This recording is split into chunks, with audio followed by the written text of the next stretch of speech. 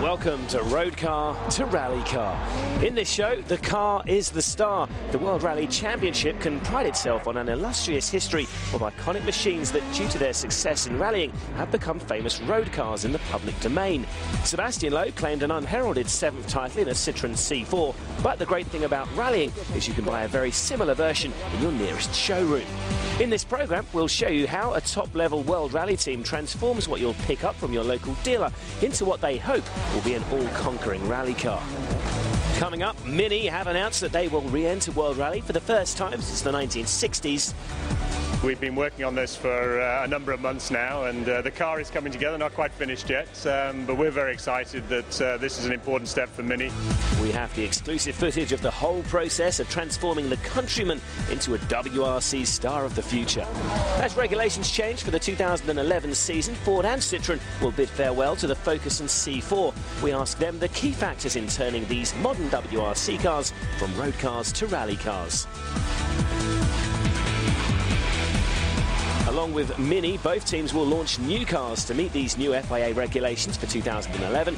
We take a look at how this new generation of rally cars is shaping up.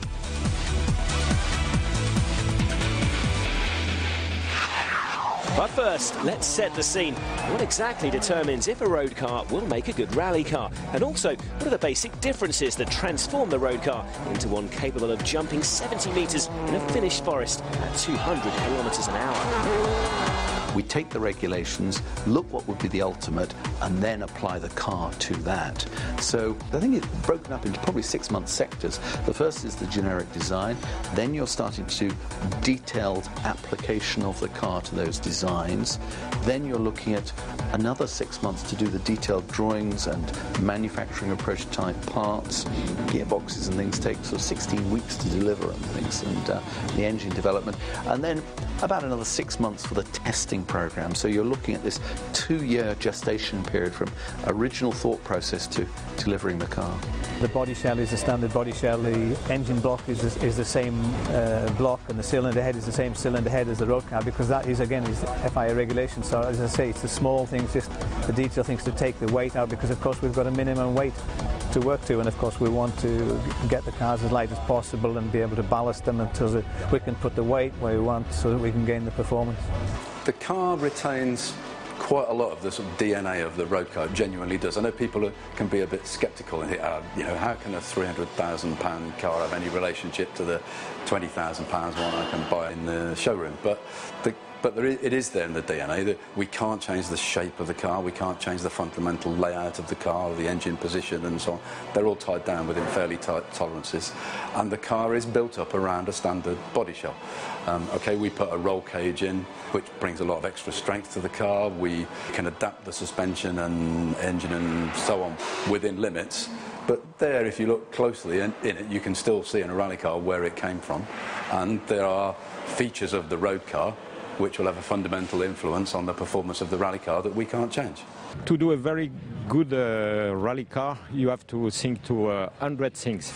You need a good team, a lot of good engineering, and it is never finished. When we go a lot in tests, more you run, more you learn, and when you have a problem, you have to cure this problem as soon as possible, so you can progress like that. And it's a total of a lot of small things in the right direction. With Sebastian Loeb and Citroën already crowned as the 2010 World Champions, excitement still buzzes through the service park as attention turns to next season. The principal generator of that buzz is the much heralded return of the iconic Mini to World Rally in 2011. Well, clearly rallying is part of the Mini's history, going back all the way to the early mid-60s, and so the heritage is there. So this is a chance for Mini to really build on some of that success. Now owned by the BMW Group, Mini have teamed up with World Rally experts ProDrive, who developed the Subaru Impreza into a 3-time manufacturer's world champion, with 3 driver world champions in Colin McRae, Richard Burns and Peder Solberg. What we have here is 2 of the biggest names in rally history making a comeback, united in their aim to make Mini a household name to the new generation of rally fans. When one thinks of it in a British context and considers the impact this is going to have on motorsport in the UK, we've had the great heroes of Colin McRae and Richard Burns. I guess there are not many of the younger fans who perhaps remember so easily the days of Paddy Hopkirk and the Mini and the great extraordinary feats that he achieved with that car in those days when it turned up winning Monte Carlo. In those days it was more significant, quite frankly, than Lewis Hamilton and Jenson Button winning the World Formula One Championship. ProDrive and Mini have selected the new 4-wheel drive Countryman as the basis for their entry in the championship and have been busy in development for the past 18 months. What you're about to see now is exclusive footage of the development of the latest road car into a rally car.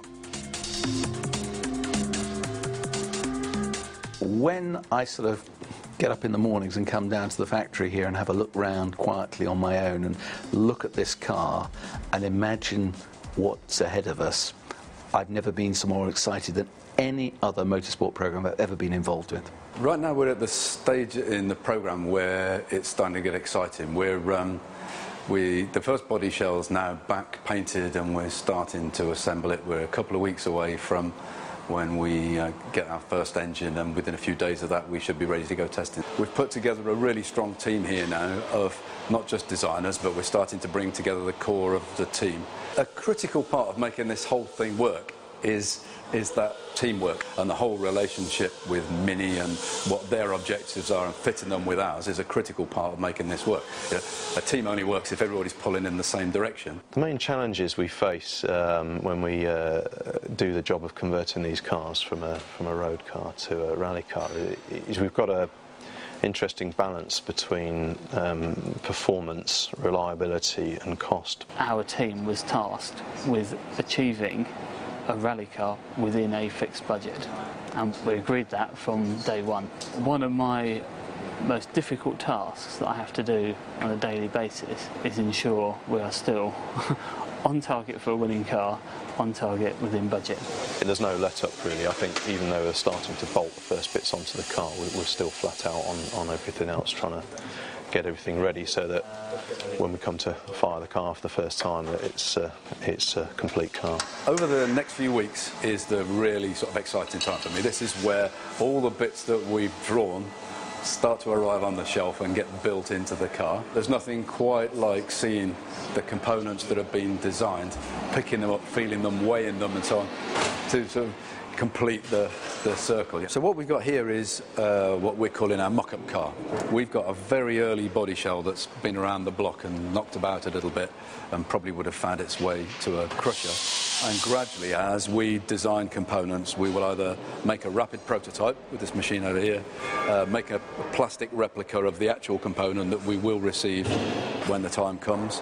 And it means that we've got something physical we can come and look at and see and try things, because no matter how sophisticated the computer-aided design, no matter how sophisticated that is these days, there's still nothing like coming out here. The designers can come and look, and the guys can give them their opinion about whether it's realistic for this component to fit here, or we can't bend a pipe that tight or whatever.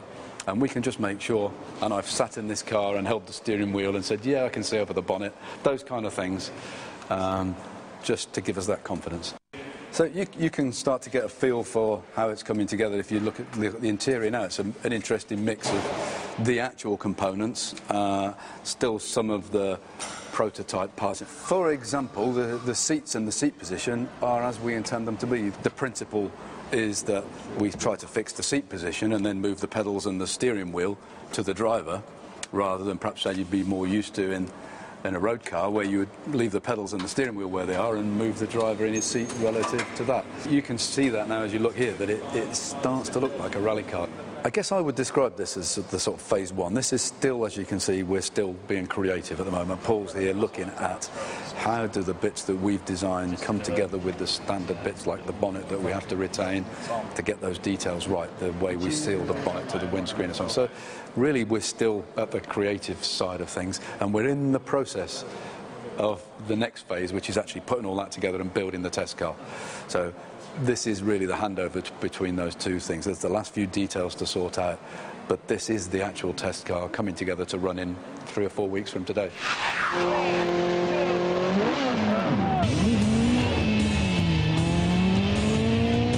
Ford Escort is one of the best-selling road cars in the history of the Ford Motor Company. Its history in the WRC dates back to the late 70s when it took the sport by storm. Its numerous rallying victories helped make the Ford Escort an iconic road car. It was a very good car and one of the classic, but for this type of ground, like in Sweden or on all the gravel rallies, where the best drivers on those surfaces were driving this car. Really, at this time, the Escort was one of the best cars. It was so controllable, it was easy to set up and run.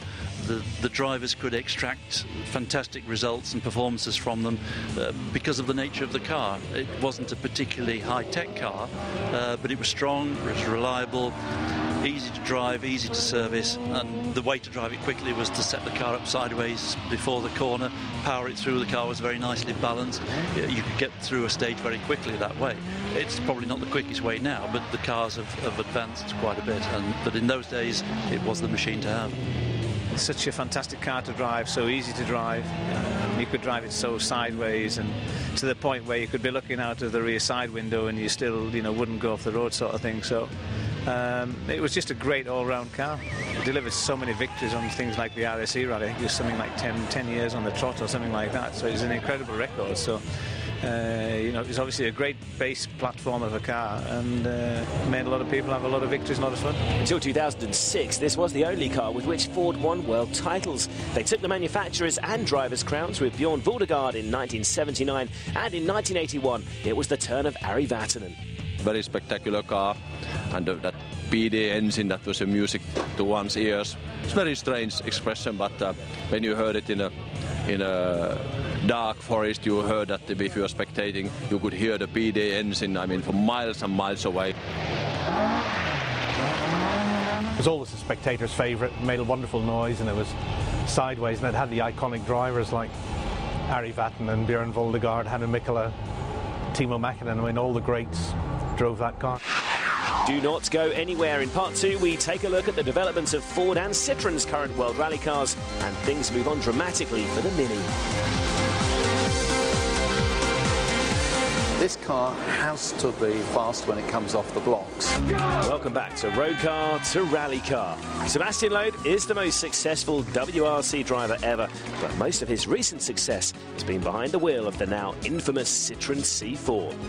This is arguably the greatest WRC car in recent history, which will bow out at the end of the 2010 season due to the regulation change. Its 4-year reign saw it dominate the WRC from start to finish. The road car version won the World Car Design of the Year award in 2006 and selling over 500,000 units in its first 3 years. But how do you transform this standard hatchback into the world-conquering WRC car?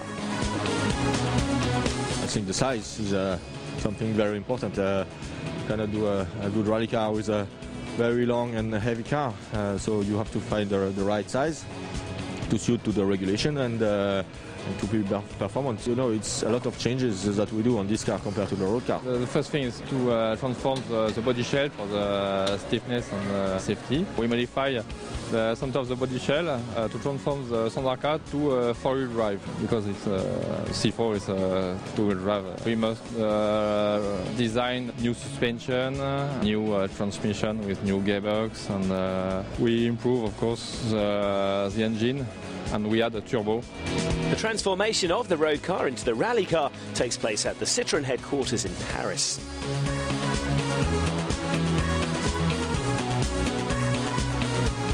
is the main assembly area. This is where we build all the rally cars.